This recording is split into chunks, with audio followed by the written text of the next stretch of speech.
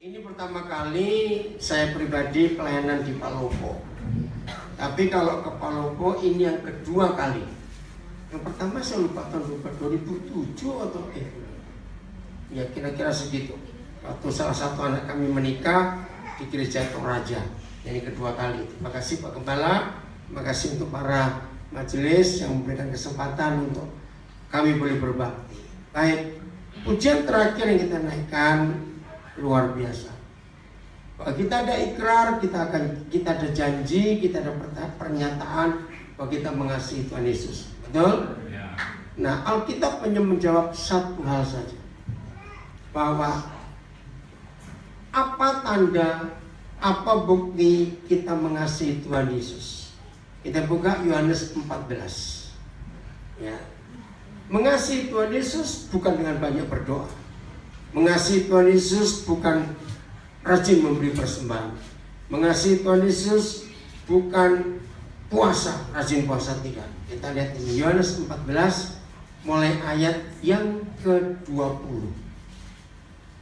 Yohanes 14 mulai ayat yang ke-20.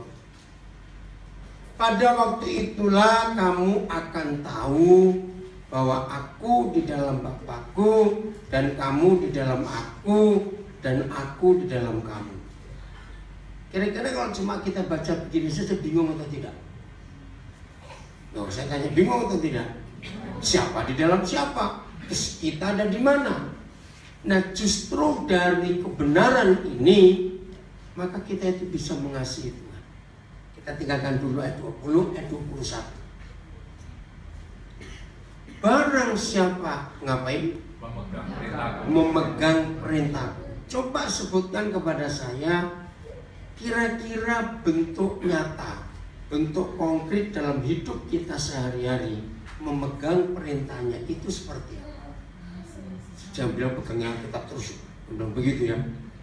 Bagaimana bentuk nyata memegang perintahnya? Mengasihi sesama, bukan? Lakukan apa? Itu nanti yang bagian terakhir, bagian berikut. Memegang perintah. Mengingat, bukan yang kalian jawab. Kalau saudara diam, saya akan istirahat karena capek sekali. Karena saya nggak ingin ngomong dengan botol, cuma buka mulut gitu aja.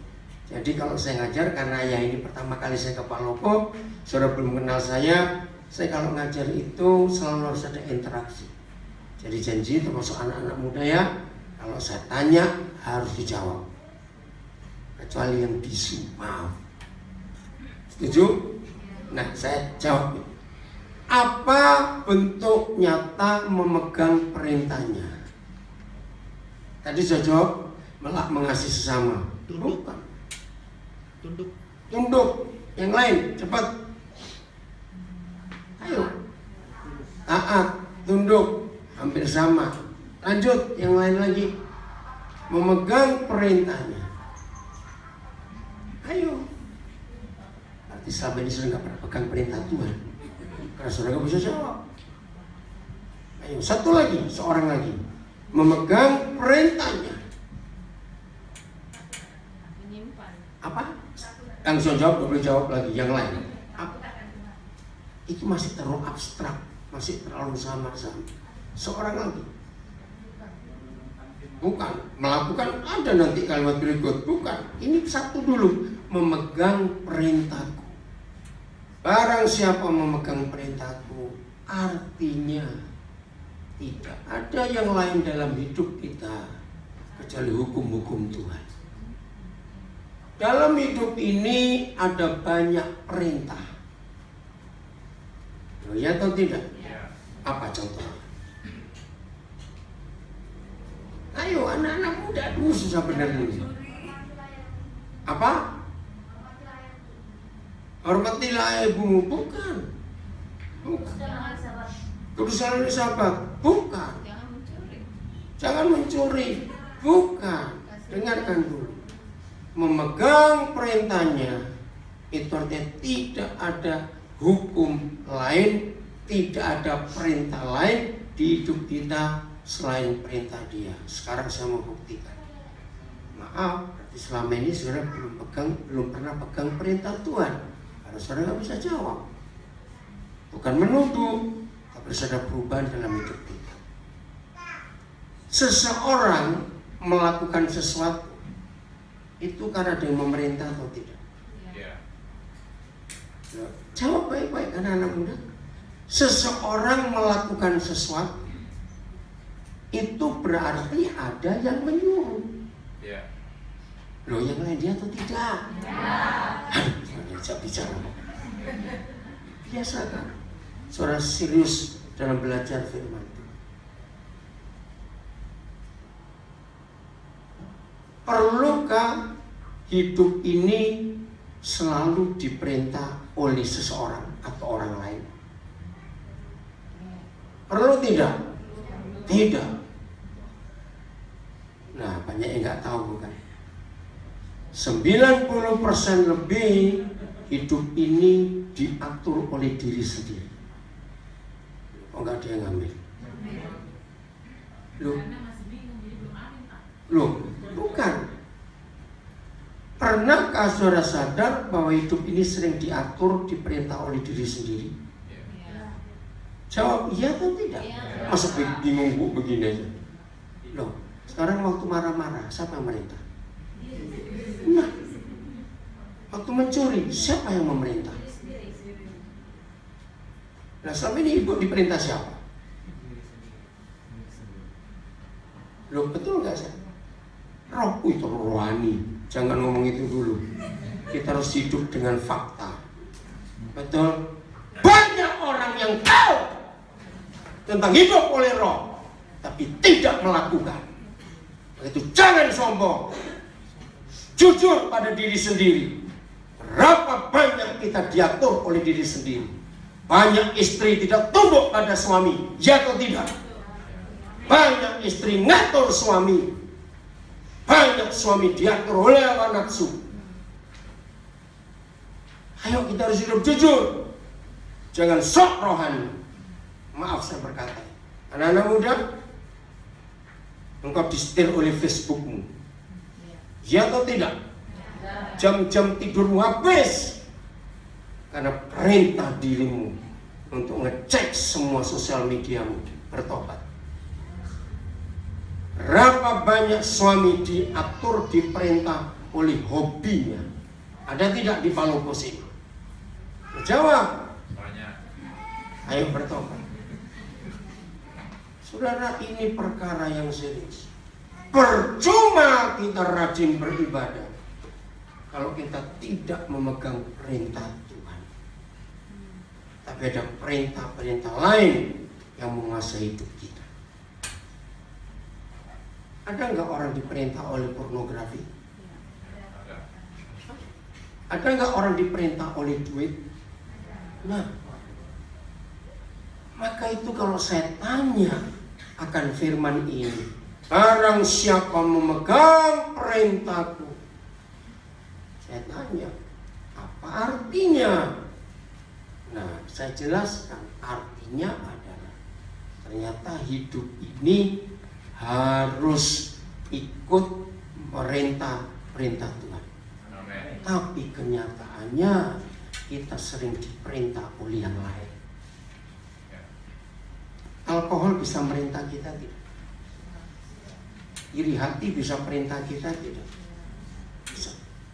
Berarti siapa yang memerintah kita, itulah yang kita pegang.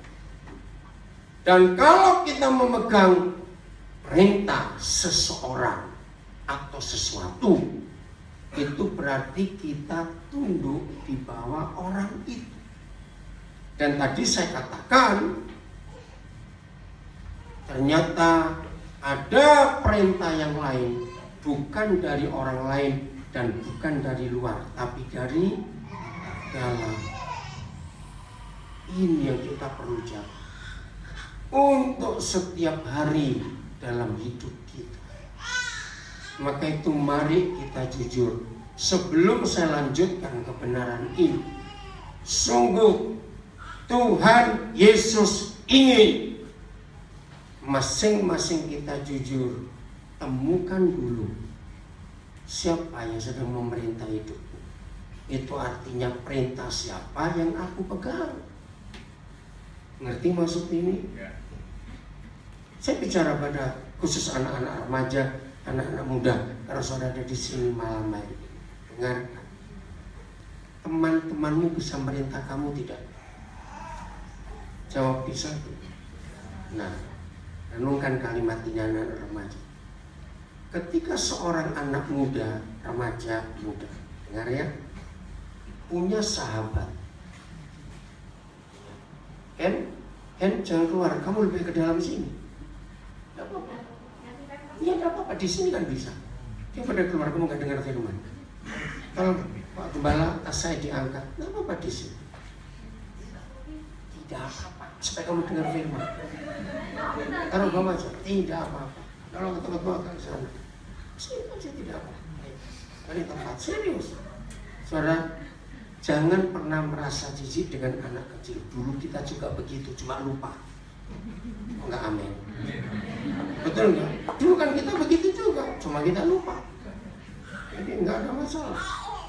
Sabar dulu ya. Dengarkan. Ketika seorang anak remaja, seorang anak muda punya sahabat. Ngerti kata sahabat? Pertanyaan ini. Kira-kira orang muda seperti ini lebih menuruti perintah sahabatnya atau perintah mamanya? Ayo jujur. Nah, itu fakta. Saya belum bisa melanjutkan kalimat yang lain sebelum kalimat pertama ini tuntas di hidup kita masing-masing. Barang siapa memegang perintahku, berarti tidak boleh ada yang lain yang menuntun, yang menyetir, yang menguasai hidup kita selain perintah Tuhan. Nah, sampai hari ini mari kita jujur pada diri sendiri. Perintah siapa yang masih sanggup dan bisa mengatur aku? Kalau saya pakai kalimat lain, kira-kira dalam hidupku ini diperintah oleh apa dan oleh siapa? Siapa pernah ketemu ada orang hobinya itu ngumpulin jam tangan? Pernah ketemu orang seperti itu? Loh, saya tanya, pernah nggak dengar ada orang punya hobi sampai ratusan jam tangan? Saya tanya, tanganmu itu berapa? Dan koleksinya nggak main-main. Harga jam tangan yang dia miliki itu yang paling murah itu 500 juta. Yang paling murah. Waktu dia tunjukkan koleksinya, dan dia bilang dari koleksi saya ini limited edition. Artinya ada perusahaan-perusahaan jam terkenal yang membuat jam itu cuma 6 biji, 6 buah. Dan dia rata-rata punya. Bangga buat dia. Enggak berdosa sih, itu uang-uangnya dia. Cuma yang saya mau ajarkan, berarti yang ngatur menguasai hidup dia ini siapa? Jam tangan. Ada enggak orang diatur, diperintah oleh burung? Loh, kok tertawa? Loh, jawab jujur. Ada enggak orang yang hidupnya diatur? Loh, kok tertawa? Ini ada orangnya di sini. Jangan lucu, saya nggak mau lucu. Awas nggak mau jawab. Nah, berarti orang itu, maafkan ya saudara, saya itu paling anti orang pelihara burung. Kenapa? Sebab Tuhan ciptakan mereka untuk bebas, bukan untuk dipenjarakan. Sungguh jahat kalau ada orang suka pelihara burung. Kasihan mereka. Tapi ada yang jawab, kok dilepas mati juga katanya begitu. Ya udah terserah, saya cuma ngomong. Kan saya nggak kenal saudara, yang baru pertama kali ke Palopo. Nah, maksudnya kalau ada orang hobinya pelihara burung, berarti yang ngatur hidupnya siapa? Burung. Kalau burungnya itu sakit, panik. Anaknya sakit, ada mamanya. Itu jawabannya. Maaf, loh iya atau tidak? Nah, itu fakta. Maka itu jangan anggap enteng kalimatnya. Barang siapa memegang perintah. Kenapa di belakang saya tertawa terus? Ada apa itu? Siapa pelihara burung? Oh, awas kamu Ben ya. Awas.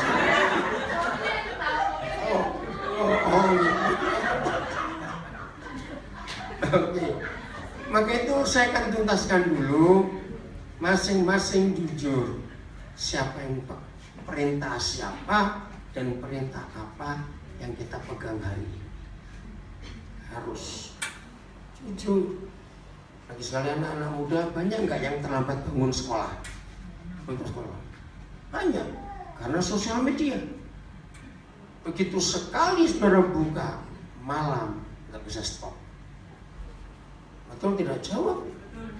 Dan itu merugikan sekali. Ayo jujur, perintah siapa yang kita pegang di hidup? Ternyata nggak cuma anak-anak muda, ibu-ibu banyak juga terikat dengan Facebook sampai lupa masak. Betul? Awas ya. Dan banyak lagi perintah-perintah lain yang kita pegang dalam hidup. Tapi hari ini ambillah keputusan, hanya perintah Tuhan yang kita pegang, yang bisa mengatur hidup kita jadi indah dan jadi luar biasa. Kalimat berikut, dan melakukannya. Ayo kita jujur. Ketika perintah-perintah yang bukan perintah Tuhan itu jauh lebih mudah untuk kita lakukan. Setuju gak saya ngomong ini? Renungkan lagi ya. Ternyata perintah-perintah yang lain yang bukan perintah Tuhan jauh lebih mudah kita lakukan dan jauh lebih mudah kita turut. Saya ambil bukti lagi, sosial media. Begitu hatimu memerintah, buka Facebook. Langsung nggak kita buka? Langsung. Jangan-jangan ada pacarku, ada temanku. Jangan-jangan online, bisnis online putih masuk. Langsung, tanpa kita banyak mikir, besok bagaimana ya? Kalau pagi-pagi aku harus bangun sekarang jam 12 lebih misalnya. Betul tidak saudara? Perintah itu lebih kita turuti. Tapi begitu perintah Tuhan datang kepada kita, kuduskan dirimu. Jujur, sulit atau mudah? Sulit. Tapi ketika perintah sosial media, kenapa kita gampang lakukan? Maka itu setelah kita tahu perintah siapa yang kita pegang, maka lanjutkan. Kita lakukan atau tidak? Kalau cuma memegang perintah Tuhan dan kita tidak melakukan, punya arti enggak? Punya dampak enggak? Enggak punya. Semua bentuk perintah yang kita lakukan itu pasti punya dampak. Dan biasanya perintah-perintah lain selain perintah Tuhan, dampaknya negatif atau positif. Barang siapa memegang perintahku dan melakukan. Kalimat berikut baca 1, 2, 3. Dialah yang mengasihi aku. Stop. Karena itu titik.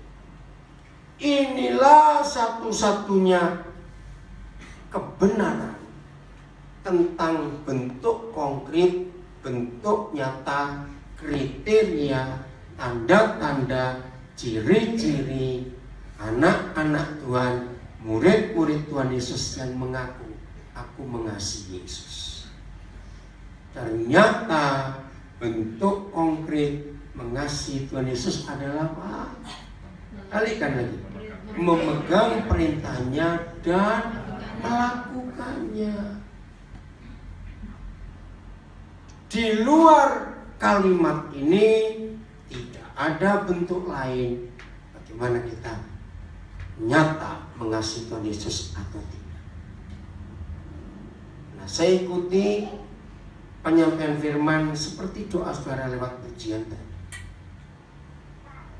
Maka itu tanya pada diri sendiri, kira-kira yang kita nyanyikan tadi, masing-masing ya, yang kita nyanyikan tadi, kita sudah lakukan atau belum? Jawab dalam hati, jangan lewat mulut kita. Tak kalau bohong ketahuan masalahnya. Tapi kalau dalam hati, hanya Tuhan yang tahu.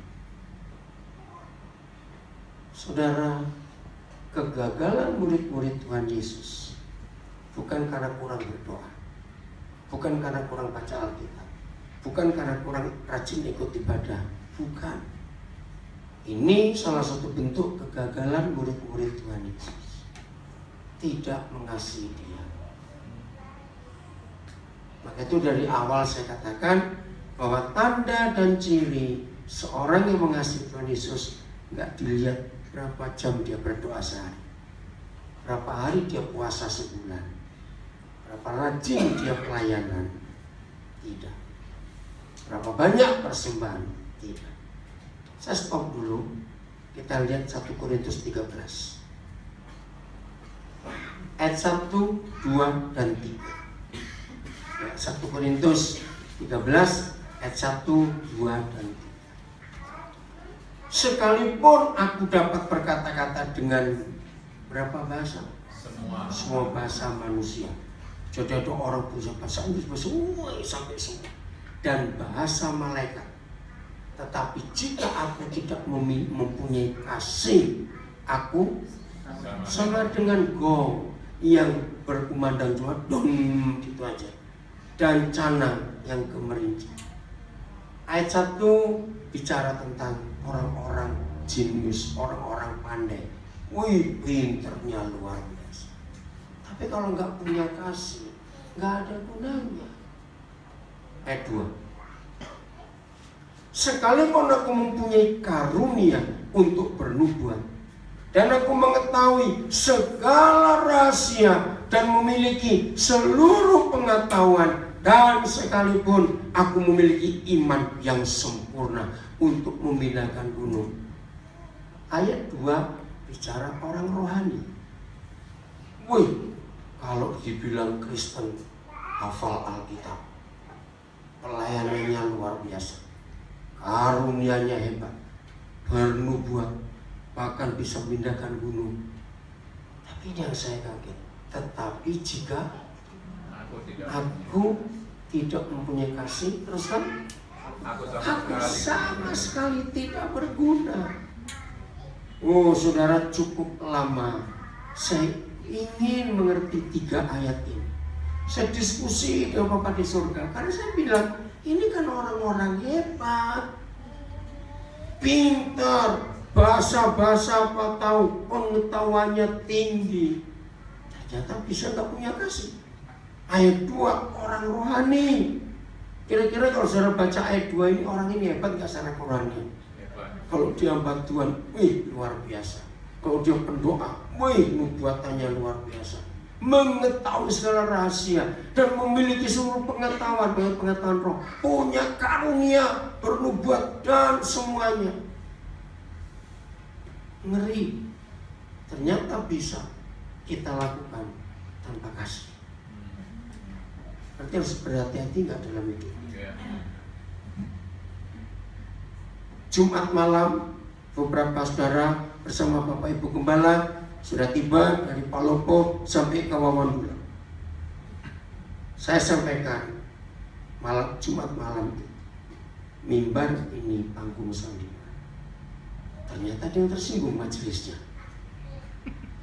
Sampai pelayanan kami dibatalkan tadi pagi.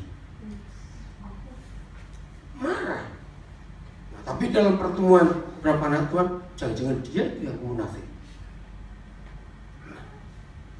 Jangan melihat, menilai hamba Tuhan waktu melayani. Ini sandiwara. Setuju ngomong ini? Jadi menurut firman ini adalah lakukan dalam hidup sehari-hari. Kok ada yang amin? Bukan waktu di gereja. Nah, salah satu pertanyaan saya Jumat malam itu, karena saya tanya pada saudara, karena sebagian besar saudara tidak ikut hari Jumat, kita ini bisa berlaku munafik di rumah atau di gereja? Nah, jadi di gereja banyak orang munafik. Nih, tertawa kenapa? Bilangin kok. Maka itu ini ukurannya mempunyai kasih. Nah, saya bilang, oh aku punya kasih Pak Pendeta, karena aku suka berbagi, aku suka menolong orang. Ayat 3 jawab. Ini jawaban kalau ada yang mendengar firman ini berkata, aku punya kasih Pak Pendeta, aku suka bagi makanan, aku suka memberi. Ternyata ini firmannya. Ayo baca sama-sama. 1, 2, 3. Dan sekalipun aku membagi-bagikan. Jadi artinya apa? Segala sesuatu itu artinya apa? Semua yang dia punya dan bahkan menyerahkan tubuh untuk dibakar. Hebat gak ini? Tetapi jika aku tidak mempunyai kasih, sedikit pun tidak ada faedahnya bagi. Terus ini salah satu ayat dalam Alkitab yang lama sekali saya baru ketemu jawab. Karena gak masuk akal, coba jujur ya. Kalau saudara ketemu orang seperti itu, bagi-bagi segala sesuatu, seperti habis ya? Habis. Ternyata ada orang yang melakukan itu tanpa kasih. Nah, saya bingung loh. Kira-kira ya atau tidak? Kalau saudara ketemu orang kayak begitu, tapi Tuhan menghakimi dia, engkau tidak punya kasih, bertanya enggak? Pasti kita berkata, Tuhan engkau tidak adil dong. Bahkan sampai dia membakar dirinya buat orang lain. Bisa tanpa kasih. Maka itu anak-anak muda, hati-hati kalau cowokmu atau cewekmu, pokoknya pacarmu berkata, aku mau mati demi kamu. Jawablah, itu bukan cinta, itu egois. Betul? Itu bisa dilakukan tanpa kasih. Egois atau tidak?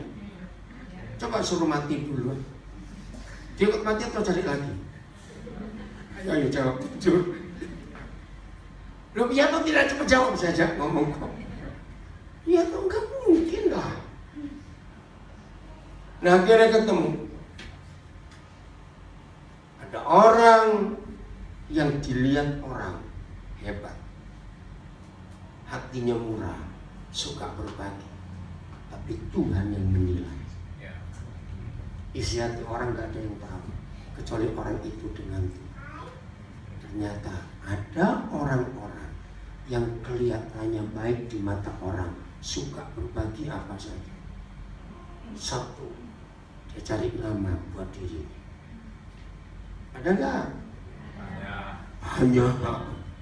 Pernah lihat ketika ada bencana, ada orang kaya memberi sumbangan, Supermi 2 dus, panggil kamera TV.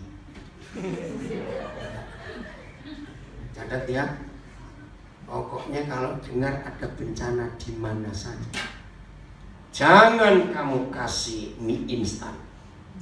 Itu goblok yang ngasih. Loh, kenapa? Dengar. Di setiap bencana, justru masalah utama adalah air.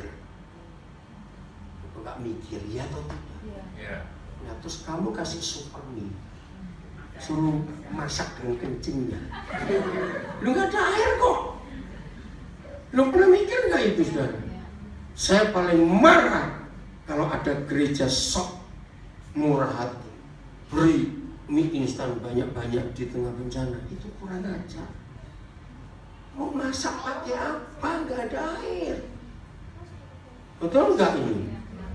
Tapi itu disebar-sebarkan. sok hebat. Enggak, itu enggak punya kasih. Karena enggak mikir. Ngerti contoh ini? Jadi ada orang kelihatan murah, tetapi enggak ada kasih. Karena supaya dilihat orang. Yang kedua lebih jahat. Pernah dengar kata money laundering? Pencucian uang? Pernah dengar itu? Nah, ternyata penjahat-penjahat itu hasil kejahatannya yaitu kerja yang tidak halal. Untuk menutupi kesalahannya, dia suka bagi-bagi. Ada tidak? Nah, ini kejahatan. Ada lagi, maaf ini, mudah-mudahan di Palopo tidak ada. Ini biasanya terjadi banyak di kalangan Tionghoa. Orang meninggal, lalu ada pengumuman di bawah iklan duka cita. Tidak menerima karangan bunga, tidak menerima lian, orang Hokkien bilangnya tulisan dari kain yang besar-besar, tapi hanya terima uang yang disumbangkan ke yayasan-yayasan sosial. Saya tuh marah kalau baca tulisan seperti itu. Sudah mati aja masih kurang ajar. Mikir nggak? Dengar baik. Jadi yang dapat nama siapa? Kalau disumbangkan ke yayasan sosial, uang duka cita yang dapat nama siapa? Yang mati. Padahal duitnya siapa? Loh, duit siapa yang dipakai? Nah, ini kan jahat. Masa mau memberi saya tunggu mati dulu? Sudah mati aja masih jahat. Pakai uangnya orang lain atas nama dia. Betul nggak saya ngomong ini? Loh, iya atau tidak? Oke. Saya tidak tahu di Palopo ada tradisi itu atau tidak. Tapi setelah Pak Jokowi jadi presiden, itu jadi berubah. Dengarkan ini. Setiap Lebaran dan Natal atau Tahun Baru, banyak orang kirim parcel. Tahu kata parcelnya? Dengar baik. Ini saya marah juga pada orang-orang kaya yang kurang ajar. Biasanya orang memberi parcel itu diberikan kepada orang yang bisa beli atau nggak bisa beli. Kan jahat ini motivasinya. Sudah tahu dia bisa beli, kenapa kamu beri goblok? Lo betul tidak? Ini kasih atau tidak? Bukan kok kasih gimana? Ini kasih atau tidak? Coba jawab. Ada kasih tidak? Tidak. Justru kalau mau memberi, berilah kepada orang yang nggak bisa beli. Betul? Maka itu firman ini luar biasa. Bahkan kalau saya keliling setelah Lebaran, setelah Natal, Tahun Baru ke rumah berapa teman orang kaya, mereka cuma jejer di ruang tamu parselnya itu. Pernah lihat nggak keluarga seperti itu? Nggak diapa-apain. Lalu apa yang saya teliti? Karena saya suka meneliti. Setelah berapa bulan, pasti mereka akan suruh pembantunya, Bi, tolong liatin yang mau expired yang mana. Cepat kasih orang, cepat kasih orang. Jawab iya atau tidak? Jadi 3 hal ini kita harus lihat. Ada orang pintar, pandai, bisa tanpa kasih. Ada orang bagus pelayanannya, rohani, bisa tanpa kasih. Ada orang suka berbagi, tapi ternyata bisa tanpa kasih. Pasti yang pelit seneng dengar firman ini. Nah lu, maka itu jangan suka memberi terus. Itu yang pelit. Maaf, bisa nggak orang berkata seperti itu? Nah terus gimana? Nah inilah kebenarannya. Satu-satunya tanda kita mengasihi Tuhan Yesus adalah apa tadi? Memegang perintahnya dan melakukannya. Itu kasih. Maka itu kenapa Tuhan Yesus berkata, kalau tangan kananmu memberi, maka tangan kirimu jangan tahu. So betul-betul diingat firman ini. Terus orang itu badannya berapa Tuhan? Masa tangan kanan kasih, yang kiri gak tahu? Aneh bukan firman itu? Maksud begini loh. Kalau kamu memberi, gak usah orang lain tahu. Gak usah minta balik. Udah. Ada yang amin. Jadi pelit semua kita jadi. Maaf. Jadi kita belajar betul-betul melihat konsep ini dalam hidup kita. Oke, kita kembali lagi ke Yohanes 14 ayat 21. Kita belum selesai. Yohanes 14 ayat 21. Ya, selanjutnya. Dan barang siapa mengasihi aku, ini luar biasa. Dan barang siapa mengasihi aku, lanjutkan. Ia, siapa ia di sini? Yaitu kita. Kalau kita pegang perintahnya dan melakukan, ia akan dikasih oleh Bapa. Pelan-pelan. Kira-kira kalau manusia berdosa seperti kita ini semua dikasih oleh Bapa di surga, hidup ini jadi apa? Indah, apalagi cepat. Bahagia, apa? Pulih, harmonis. Ayo apalagi? Apa? Damai, apalagi? Suka. Yang jaga terus gantian. Yang lain tuh diam. Ayo jawab. Apalagi? Kalau seseorang berdosa seperti kita semua, lalu dikasih oleh Bapa di surga, apalagi yang muncul di hidup kita? Ayo, yang lain jawab. Bersyukur. Ayo yang lain, diam cuma gimana? Apa? Senang, betul. Sudah tadi jawabnya senang. Ayo yang lain. Bahagia. Nah ini, ada salah semua. Salah semua. Dengarkan, di mana salahnya? Tadi kan kita sudah belajar 1 Korintus 13. Jawabannya adalah, jikalau aku orang berdosa ini dikasih oleh Bapa di surga, aku akan bagikan kasih itu ke orang lain. Jadi antara semua saudara egois. Loh betul tidak? Aku. Gak boleh. Karena bentuk kasih Bapa adalah kasih yang berbagi. Dan tanpa menuntut apa-apa. Jadi banyak orang memberi karena ingin dapat imbalan. Maka itu tidak sedikit juga orang Kristen yang memberi perpuluhan tidak tulus. Maka itu selama gereja mengajarkan perpuluhan dengan 2 kalimat ini, jangan takut, percayalah Tuhan akan balas lebih dari itu. Jangan amin, salah. Kok amin? Justru yang salah. Awas kembali ini. Itu salah. Terus bisa diam. Saudara serius.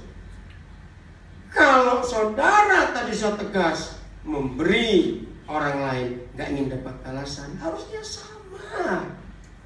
Kalau kita mau mengembalikan hak Tuhan, jangan ada embel-embel. Aku ingin diberkati lagi. Salah. Lu betul tidak? Lu jawab iya atau tidak?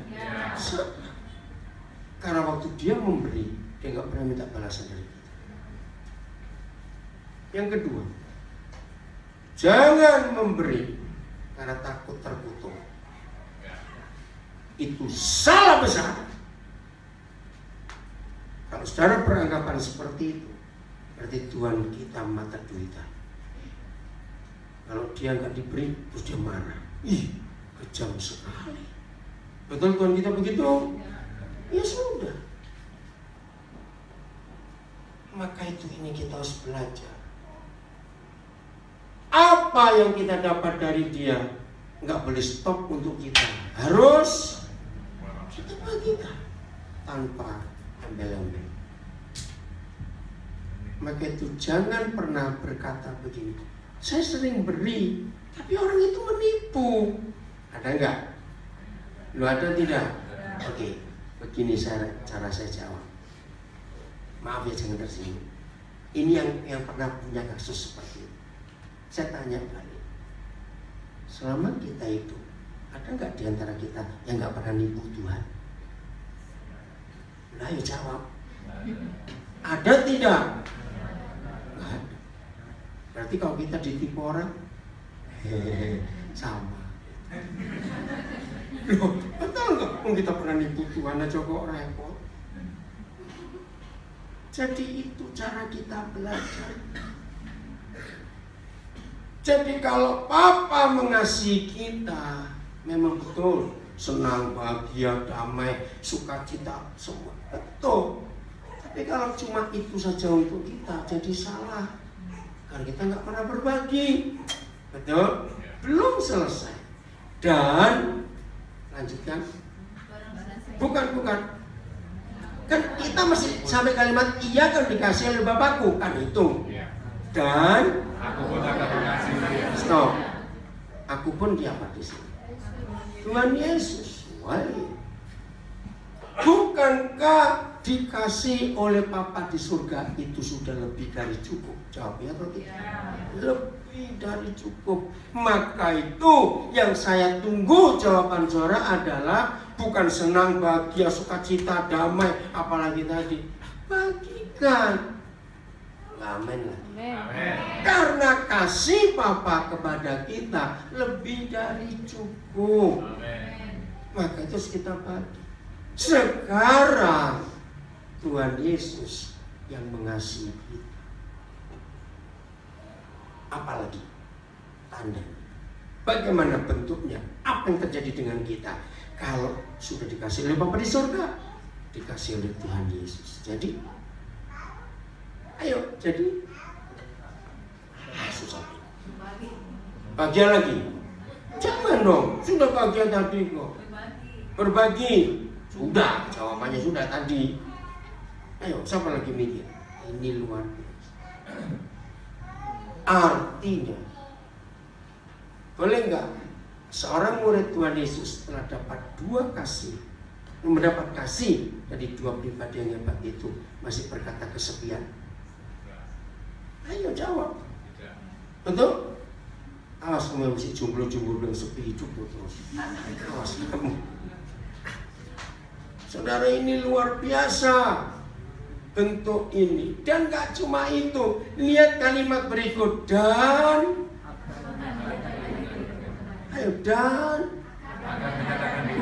akan menyatakan diriku kepadanya. Apa kata lain menyatakan diri? Ayo pikir cepat. Apa? Nggak dengar saya, jangan kuat. Apa itu menyatakan diri? Dan menyatakan diriku kepadanya, kepada dia yang mengasihi dia. Menyatakan diri apa? Memproklamirkan, bukan. Menunjukkan. Hadir. Ini luar. Wah, itu luar biasa. Maka itu kesimpulan ayat ini adalah dengar baik-baik. Tuhan kita tidak menilai kasih kita kepada dia dalam bentuk ritual agama. Oh, enggak, amin ya. Hanya Tuhan Yesus yang berkata, kalau kamu puasa, enggak usah tunjukkan orang mukamu kumus-kumus tuh bahasa Indonesia, muram, rambutmu acak-acakan, enggak usah. Itu orang munafik. Kalau kamu puasa, biar aku dan kamu yang lain puasa. Maka itu kalau mau puasa jangan masukkan Facebook, jangan ganggu aku puasa. Awas kamu. Kenapa kok Pak Gembala ini? Puasa aja. Apa itu namanya? Apa itu anak muda kalau masukkan apa di sosial media? Update status. Nggak Jangan ganggu aku ya, aku 3 hari mau ke bukit berdoa. Apa itu maksudnya? Padahal belum tentu di sana berdoa. Tidur kan ada yang tahu, apa nggak ada yang nungguin. Maaf ya, ngerti kalimat ini? Maka itu jangan menunjukkan bukti kita mengasihi Tuhan Yesus dengan ritual keagamaan. Dia nggak mau dengar. Ayat 22. Ya keluar dulu kalau panas, itu buka aja pintunya bu. Ibu, ayo buka aja, buka ya. Supaya ada udara luar juga masuk. Dengan ayat 22. Oh, ayat 23. Saya nggak usah bahas ini dulu ya. Ayat 23. Yohanes 14:23. Jawab Yesus, jika seorang mengasihi aku, dibalik sekarang, ia akan apa? Menuruti firman-Ku. Nah ini kan ayat 20, ayat 21 tadi. 21 ya kita belajar. Barang siapa memegang perintahku dan melakukannya, dialah yang mengasihi aku. Nah sekarang Tuhan Yesus menyatakan, jika seorang mengasihi aku, ia akan menuruti firman-Ku. Dan diulang lagi, Bapakku akan mengasihi dia. Ini luar biasa. Maaf, masalah terbesar suami istri adalah saling menuntut untuk dicintai. Itu wajar atau tidak? Wajar. Tapi itu salah. Loh, wajar kok salah? Memang menikah kan untuk saling mencintai, saling mengasihi. Tapi kalau menuntut itu bukan cinta lagi. Itu egois. Ayo jujur. Berapa kali kita dengar firman, dengar Quran? Antara kita dengan Tuhan Yesus dan Tuhan Yesus dengan kita, siapa yang lebih setia dalam mengasihi? Ayo jawab, siapa lebih setia dalam mengasihi? Tuhan Yesus. Berarti dia tahu nggak kita sering tidak setia, tapi dia tetap mengasihi tidak? Nah, apakah dia menuntut kita untuk mencintai dia juga? Enggak. Jadi suami istri yang sering bertengkar karena menuntut, kenapa kamu lebih perhatikan temanku daripada kamu perhatikan aku? Ada nggak rumah tangga saling menuntut seperti itu? Berarti itu yang menikah dua jaksa, saling tuntut menuntut di rumah. Jadi kalau sudah menikah, walaupun wajar kalau yang satu menuntut dicintai oleh yang satu, tapi jadi tidak wajar kalau kita lupa hukum Kristus. Anak-anak muda yang belum menikah, catat. Pernikahan yang benar bentuknya bukan menuntut engkau harus mengasihi aku, tapi mulai dari diri kita yang sadar, aku memberikan kasih kepada. Oh enggak, amin. Maka kalau pernikahan seperti ini, ada damai enggak? Ada. Tapi ada yang nggak mau terima. Ya untuk apa menikah kalau dia nggak mengasihi aku? Nah balik lagi. Berapa kali kita tidak mengasihi Tuhan Yesus? Betul tidak? Berapa kali? Tapi dia tetap mengasihi. Maka itu ini luar biasa. Saya ulangi lagi. Jika seorang mengasihi aku, ia akan menuruti firman-Ku, dan Bapakku akan mengasihi dia. Jadi cukup atau tidak kalau Papa mengasihi kita? Salah, lebih dari cukup. Tadi saya ngomong lupa lagi. Lo tadi kan sudah ngaku kasih Papa kepada kita lebih dari cukup. Nah saya tanya balik lagi, kok belum cukup? Jadi jawabannya lebih dari cukup. Maka itu harus dibagi karena kelebihan. Betul? Inilah satu-satunya ayat dalam seluruh Alkitab.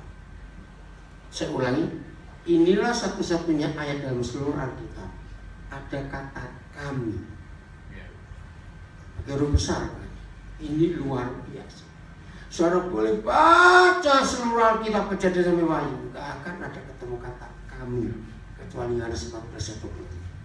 Dan kami, terima kasih, akan apa? Datang kepadanya. Kepada siapa? Bukan Yang mengasihi dia itu loh, kita. Enak aja. Karena nggak semua kita, bukan? Dan kami akan datang kepada yang mengasihi Yesus. Tidak semua orang Kristen hanya yang mengasihi. Kami akan datang kepadanya. Saudara, ini luar biasa. Siapa kami di sini? Bapa, Putra, dan Roh Kudus. Luar biasa. Dan lebih hebat lagi, kami nggak cuma datang kepadamu dan ini loh, dan dia bersama-sama dengan. Nah, jangan bilang dia, saya tahu itu dia memang, bukan itu yang saya tanya. Datang kepada, dia bersama dengan yang mengasihi Yesus. Di luar biasa. Kalau sudah kami, Bapa, Putra, Roh Kudus, nggak cuma datang, tapi diam. Kira-kira hidup ini jadi apa? Ini susah aja jangan. Oke, saya beri ilustrasi gini ya. Kalau ilustrasinya kita nggak ngerti, makan jeruk, makan pulang sana. Maaf, dengar. Belum ada presiden selama Indonesia merdeka seperti Presiden Joko Widodo yang merakyat dan suka belusukan. Saya pernah ke Palopo belum presiden? Kasihan orang Palopo. Kami di Papua selama Jokowi jadi presiden sudah 7 kali Presiden Jokowi mengunjungi Papua. Belum pernah ada presiden saya dia memberi perhatian buat Papua luar biasa. Oke, saya bilang saja Presiden Jokowi sudah pernah ke Palu. Namanya presiden kan juga orang. Waktu belusukan, coba sebutkan di Palopo daerah yang paling kumuh, paling jelek. Ngerti maksudnya? Itu daerah apa namanya? Yang paling kumuh. Kok bukan orang Palopo? Mancani. Oke. Presiden ke sana. Entah urusan. Nah, kan presiden juga manusia. Bisa kepingin kencing. Loh, saya tanya iya atau tidak? Nah, masa sudah sampai Mancini di Palopo dia pengen kencing, pulang ke Jakarta lagi, gak lucu. Berarti dia harus milih salah satu rumah di Mancini untuk dia kencing. Pertanyaan, begitu rumah itu dikencingi presiden, lo kok tertawa? Lo tunggu, saya salah ngomong atau? Lo salahnya di mana? Lo jujur saya mau tanya, saya bisa tersinggung lo. Kenapa? Rumahnya dikencingi. Lo ya memang kencing saya dikencingi. Orang nggak bisa bahasa Indonesia. Lo sekarang kalau saudara kencing di rumah orang, kan rumah itu saudara kencingi. Lo kan sama. Lo kenapa tertawa? Saya jadi bingung. Lo betul tidak? Oke, jadi jangan tertawa lagi, awas ya. Mancini daerah yang kumuh di Palu. Tapi ketika ada satu rumah, ya oke saya ganti kalimatnya. Itu presiden kencing di situ. Dan lebih enak dikencing presiden daripada panjang-panjang ngomongnya. Status rumah itu berubah. Berubah. Mana berubah? Masih sama jelek, daerah Mancini lagi. Berubahnya gimana status rumah itu? Ayo, cepat. Ya, dia presiden, betul. Jadi terkenal. Ini cuma intermezzo saja. Kira-kira kalau saudara punya rumah, disiram nggak bekas kencing presiden tadi? Loh, ini kan ngomong apa adanya. Ngerti nggak maksudnya? Ya, yang nyiram ya presiden sendiri, ngapain dibahas? Kok kena jebak nggak tahu? Jadi kalau dia mikir serius nggak bisa serius, dia mikir guyon juga serius, capek saya. Pokoknya status rumah itu berubah. Berubahnya begini. Maka setiap kali ada orang Palopo atau orang dari sekitar Palopo, ini masuk kabupaten mana? Oh, Kota Madya ya. Kalau kabupatennya dari sini mana? Dekat mana? Di Luwu, Pak, di Kabupaten Luwu. Luwu juga, Luwu ya. Kira-kira seluruh raya, Luwu Timur, Luwu mana lagi? Luwu Utara. Akan noleh nggak ke rumah itu kalau lewat mancing? Ya. Betul? Nah, pertanyaan saya begini, kira-kira sampai berapa tahun pemilik rumah yang dikencingi presiden itu akan cerita nggak habis-habis tentang presiden kencing di rumahnya? Ngerti pertanyaan saya? Berapa tahun kira-kira? Nggak putus-putus. Padahal cuma kencing. Saya mau teruskan kebenaran ini. Firman ini berkata, kami akan datang dan diam.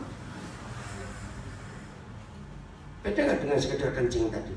Beda. Jauh beda tidak? Beda. Saudara, kalau sampai hari ini di hidup saudara, orang belum pernah tertarik seperti rumah orang Mancini yang dikencingi presiden itu, berarti Bapa, Yesus, dan Roh Kudus belum mampir ke rumah saudara. Boleh nggak saya pakai kalimat ini? Bukan menghakimi dan menuduh, loh ya atau tidak? Dengan ilustrasi yang cuma kencing saja. Maaf saya tanya, kami di ayat ini dengan Presiden Joko Widodo siapa lebih besar? Kami. Nah, kalau presiden ini bisa pensiun saja, kencing di rumah rakyat bisa berdampak besar. Kira-kira saya lanjutkan supaya makin mikir. Kalau rumah itu dijual, lakunya mahal tidak? Nah, ini loh kita harus tahu. Kalau saya maju lagi, presiden bisa pusing nggak? Tiba-tiba sakit kepala. Namanya manusia. Terus dia, aduh, aku pengen istirahat. Tiba-tiba cuma ada satu rumah itu. Ayo, kira-kira ketika presiden berbaring sebentar karena pusing, kalau saudara punya rumah itu, sebenarnya kamu cuci nggak? Yang pakai saya presiden tidur itu loh. Ngerti ilustrasi ini? Nah, kira-kira beda nggak keadaannya dengan dikencingi dan tidur? Beda. Nah, dia datang, kami datang dan diam. Apa kata lain diam? Tinggal. Ini luar biasa. Tuhan berharap dengan firman ini kekristenan kita berubah. Nyatakan Yesus kepada orang-orang Palopo dan sekitarnya bukan karena saudara rajin ke gereja, tetapi dimanapun saudara pergi, tubuhmu adalah rumah Tuhan. Yang tidak presiden sekedar tinggal apa kencing, tapi bayangkan, kan ada wacana bukan, ibu kota akan dipindah. Misalnya presiden milih Palopo, wih jadi ibu kota negara, keren. Betul, ngerti maksud ini? Nah, sekarang pertanyakan, kalau gitu di mana kami ini? Karena kami ini ingin tinggal dengan kita di dunia. Betul? Ini luar biasa. Anak-anak muda mulai hari ini hidupmu berubah. Dan besok waktu kalian masuk sekolah, teman-temanmu akan melihat perubahan hidup. Apa yang beda dengan kamu? Kemarin ketemu kamu belum, Sabtu ketemu kamu biasa, hari Senin ini ketemu. Mereka akan melihat kami itu ada di dalam dirimu masing-masing. Pasti ada perubahan dalam hidup. Inilah kerinduan Tuhan. Oke, saya akan akhiri. Kembali ke ayat 20. Wah, ini seru sekali. Ya, baterainya habis mati. Lanjutkan itu. Ayat 20. Pada waktu itulah kamu akan tahu bahwa aku di dalam Bapakku dan kamu di dalam aku dan aku di dalam kamu. Dengan waktu yang singkat. Berarti kita ada di mana? Ayo, cuma ayat pendek saja. Berarti kita ada di mana? Di dalam kami. Dalam kami tadi. Enggak, ini ada Roh Kudusnya. Ayo, Berarti saudara dan saya ada di mana? Nggak bisa cuma di dalam Bapa. Baca baik, Pak. Bapak dan aku. Ya, jadi kita ada di mana? Ayo. Oke, pelan-pelan lagi, susah benar. Pada waktu itulah kamu akan tahu bahwa aku di dalam Bapa. Ya, pelan-pelan. Jadi, Tuhan Yesus di mana? Dalam Bapak. Dan Kamu saudara dan saya ada dalam aku. Akunya Yesus. enggak dong. Lah Bapaknya di mana? Oh, dia di dalam Bapa. Nah, ini dia. Dan ada dan lagi satu. Ayo. Siapa di dalam siapa yang terakhir ini? Nah, jadi pertanyaannya, dan saudara di mana? Jawabannya adalah saya ada di dalam Bapa, ada di dalam Yesus, dan Yesus di dalam saya. Itu jawabannya. Oh, enggak, amin. Oke, yang ketiga saya buang tuh. Dua yang pertama. Berarti saudara dan saya, ini kalau saya pakai istilah militer. Pernah dengar kata barikade? Apa itu barikade? Apa barikade itu apa? Barisan, bukan. Barikade bukan barisan. Ya, yuk. Kami camp, bukan. Barikade bukan camp.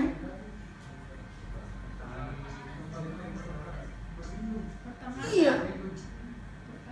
Penyekat, penjaga, perlindungan. Barikade. Bukan, belum. Oke, kita bisa sebut benteng tapi bukan benteng. Barikade. Nah, di setiap pertempuran harus ada barikade. Supaya musuh tidak seenaknya bisa lewat. Berarti ya? Dan biasanya pakai kawat berduri. Atau ya, kalau ada demo-demo itu kan ada barikade. Oke? Nah, dengan hal itu saya tanya kepada saudara. Berarti kita ada di dalam berapa barikade? Yang dua pertama. Saya coba bilang dua pertama. Ya dua. Kok saya pernah jawabnya? Hihihi. Loh, kan saya tanya, kita ada di berapa barikade? Ya jawabnya dua dong. Siapa dan siapa? Bapa dan Yesus. Aman tidak? Oke. Pertanyaan berikut dengar baik-baik. Kalau ada setan goblok dan setan nekat, berani nggak nembus melewati dua barikade? Maka kalau setan yang goblok dan yang nekat mikir nggak berani masuk, apalagi yang setan pintar lebih nggak berani lagi. Loh, ngerti nggak maksud saya ngomong begini? Ya kalau ngerti tuh tunjukkan lalu aja. Oh ya gitu loh, jangan diam aja saudara. Berarti aman nggak hidup kita? Nah, awas. Yang masih suka takut-takut, awas. Tadi perjalanan kami dari Wawundula sampai ke Palopo, di mobil ada satu orang yang ngomong, saya itu lebih takut naik pesawat daripada naik mobil. Berarti dia masih belum dalam. Oh, hilang ayatnya. Kok hilang ayatnya kemana itu? Belum selesai. Berarti saudara itu masih belum di dalam dua barikade. Kalau kita sudah menggenapi ayat ini, tidak perlu ada satupun yang kita takutkan. Sebab setan goblok dan setan nekat aja nggak bisa ngerti kita. Amin. Nah, rupanya masih belum selesai. Dan Yesus di dalam kita. Berarti kalau saya tanya, Yesus ada di mana kita? Loh salah, bukan cuma di dalam saja, gimana? Nah, itu jawaban betul. Tuhan Yesus ada di luar dan di dalam kita. Oh, enggak aneh. Dahsyat enggak itu? Seandainya ada setan lebih pintar, dia bisa ambil kita dari dua barikade itu. Percayalah, waktu dia makan kita, dia muntah karena ada Yesus di dalam kita.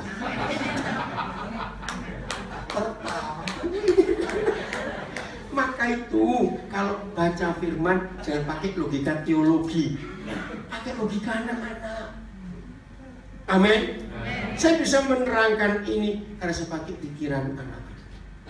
Ternyata mempelajari firman, menikmati firman dengan pikiran anak-anak enak sekali pengertian. Betul?